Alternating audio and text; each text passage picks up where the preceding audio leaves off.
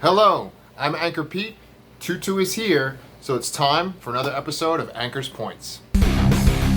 Welcome to another episode of Anchor's Points, where I review the media that I've consumed during the week, and I give you a review of novels, comic books, TV shows, and also, what's the other thing? Movies! Hey, and today is my first ever movie review. I'm super excited about this. So I chose 2019's The Kid Who Would Be King. Why did I choose it? Because it's the last movie that I watched. I watched it with my daughter Pepper, who is 9 years old, and she thoroughly enjoyed it. And you know what? I did too. The Kid Who Would Be King was written and directed by Joe Cornish, who you might recognize his name from the movie Attack the Block, which is the last movie he made before this one. He made that in 2011, and that was John Boyega's first big role that he had. I think it might have been his first role ever. And if you ever watch Attack the Block, you can see why casting directors or producers wanted to have John Boyega in the new Star Wars franchise.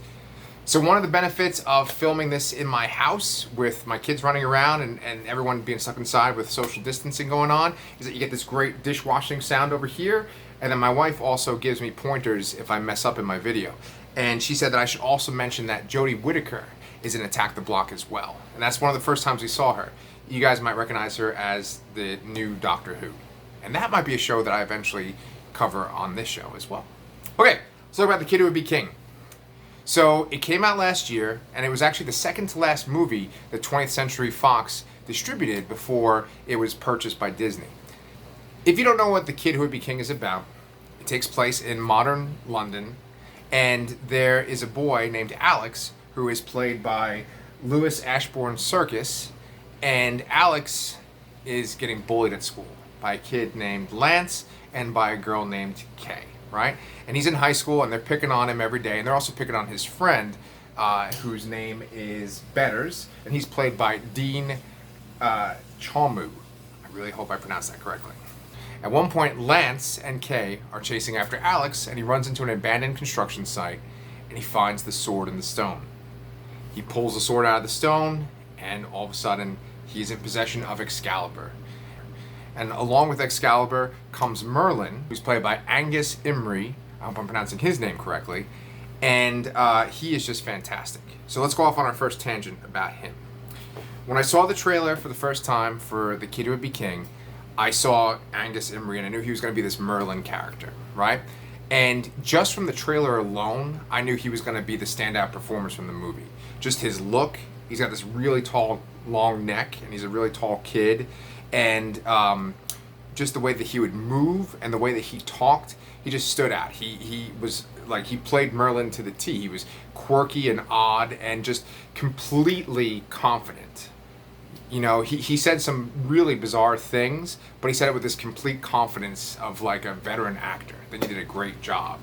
And Merlin goes back and forth between being an old version of Merlin and a young version of Merlin. And the old version of Merlin is Patrick Stewart. And as I was watching the movie, I didn't think that Patrick Stewart said anything that was, anything that Patrick Stewart said was kind of cliche.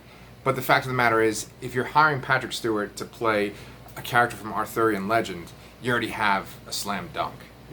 It's already, you're just lobbing the pitch to your home run hitter. He knows what he's doing. Like that, I got two sports metaphors in one right there. Anyway, Patrick Stewart does a great job for his small performance. Mostly, Merlin is portrayed by Angus Imrie, and he is just super funny, and he kind of carries the heart of the movie. But I don't want to just talk about Angus. I think he does a great job, but I also think that Louis Circus is a great choice for Alex. I kind of made a joke with Pepper. I said that he seemed like a 40-year-old man in a teenager's body, but he was great too. Once again, when you're saying this sort of cliche, King Arthur dialogue, and you're supposed to be saying it to a big group of kids or to just another character, it's very easy to be kind of self-conscious and embarrassed, but there's nothing like that. Both Angus and Louis just deliver their lines just spot on, and they don't flinch. Now, besides Patrick Stewart and these young actors, there's also Rebecca Ferguson. And I love Rebecca Ferguson.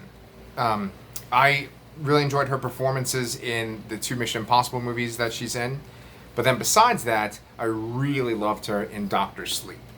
And if you ever follow me on social media or go to my website, you'll know that Doctor Sleep was my favorite. It was tied for my favorite movie last year, right? Along with Parasite. And one of the main reasons why I love Doctor Sleep so much was because Rebecca Ferguson was this amazing villain. You know, she did this great job of conveying the sense of wonder that was in the story, right? In Doctor Sleep.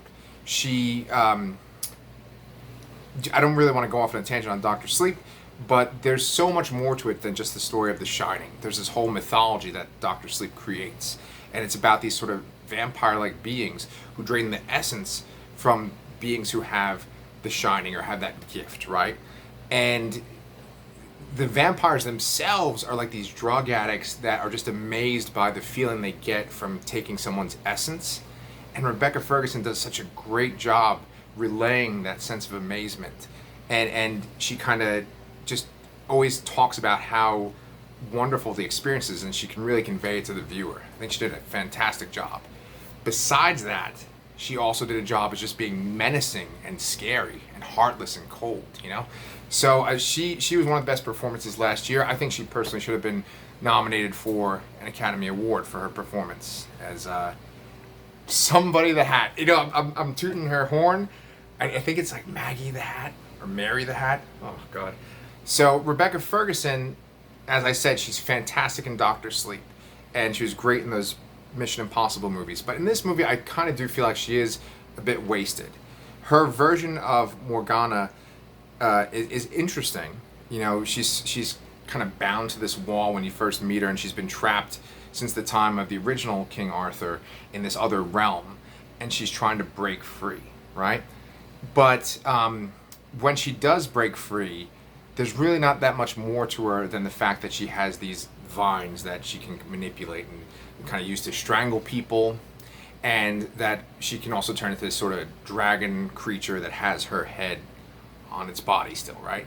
And unfortunately, there's not much more to it. She does kind of complain about the fact that she should be the heir to Excalibur, that she should be the ruler of the realm, and she talks about how humanity has fallen in the time since Arthur, but there's not much more than that, right? And another little nitpick that I have is the bad guys that she commands, like her forces. They're called the Mortis Miles. Hopefully I'm saying it right too. But they are essentially just these skeletal warriors that have fire coming out of them, and occasionally they're riding on fiery skeletal horses, right? And they are this great visual, especially for a kids movie. They're kind of intimidating, right? But they are easily dispatched. Like, you know, you could just kind of trip one and they just fall to the ground and shatter. Now, I don't need some kind of hardcore battle in a kids movie where, you know, there's these skeletal warriors ripping kids apart. Absolutely not. I don't want that. But the way that they're so easily defeated kind of does take away a little bit of the tension.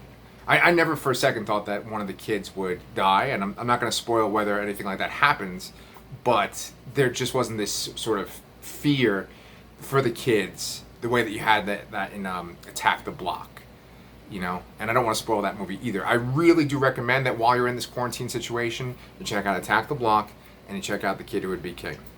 What makes this movie special is that there's humor and heart to it.